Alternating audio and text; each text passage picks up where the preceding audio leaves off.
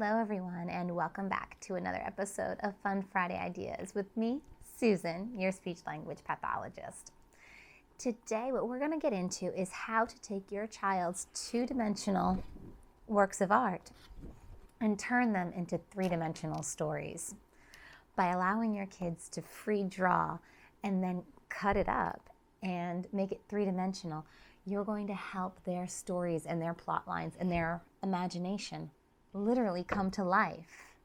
Let's go ahead and let's get started. All right, so what you're going to need for this project, you're going to need some little squares of strong paper.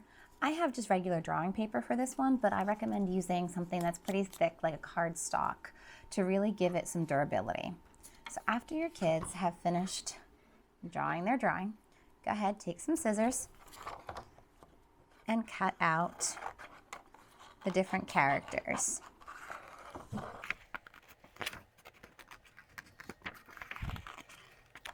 You can have your children help you with cutting this, or you can cut it for them depending on their ability when it comes to scissors. If you really want to get in those little nooks and crannies, I recommend doing it for them, but at the same time, this is a great exercise working on some scissors and some cutting skills. So let your child do maybe at least one of them to practice. Maybe one of the easier ones that doesn't have as many little nooks and crannies. So go ahead, cut out my little robot. Now I did an alien and robot scene just because I felt like the zoo creatures and the jungle animals were just getting a little overplayed lately in my play. So I decided to go something totally different and do more of a sci-fi. And don't forget, your story needs a backdrop. It needs a setting. It needs scenery.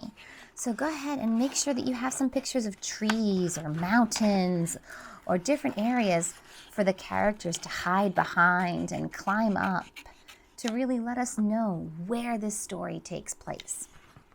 All right, so I have our little characters cut out here. The next step is the part where you want to make sure that you're a little more careful with.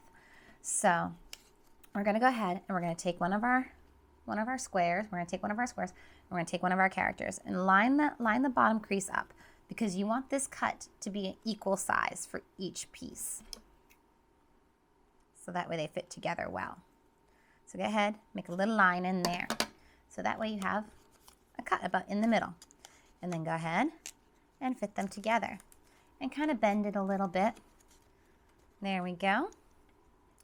And now our little friend will stand up. So now, after you've folded everybody together, you have a 3D story of what's going on.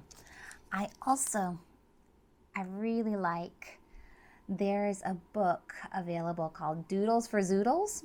I'll put a link on the blog post, but this book has some amazing instructions as far as how to draw zoo animals using very simple 1 and 2 step directions that often use shapes and letters that are very familiar to our children. So that's how I got this wonderful hippo that I have here in my alien scene. And so we have our mountain, we have our alien hiding behind our mountain, we have our robot beep boop boop boop boop looking for the alien. Maybe they're playing hide and go seek, maybe they're searching for the hippo's home. I also broke out remember our origami box from a few weeks ago. Go ahead and break out some of the origami, continue adding to this three-dimensional story. Maybe this part of the box could be a crater, and oh no, my hippo fell into the crater. Help, help, I need help getting out of the crater. Robot, will you help me? So again, getting that color going, getting that continued story going, and lots of vibrant ideas, problem solving throughout our story. See where your children and their imagination take it. We can use the top side of the box as a platform. Maybe it's the house that they live in and the robot's gonna go into his house, or maybe it's the robot's charging station. He needs to plug in, his battery is dead. Beep, charge him up. What happens when the robot needs to be charged? He starts going slow. And now he's all charged up so he can move fast. Beep, beep, beep, beep, beep. Thinking about those different ways that you can add various concepts into their play. But again, seeing where they take it and what they do when their art becomes alive.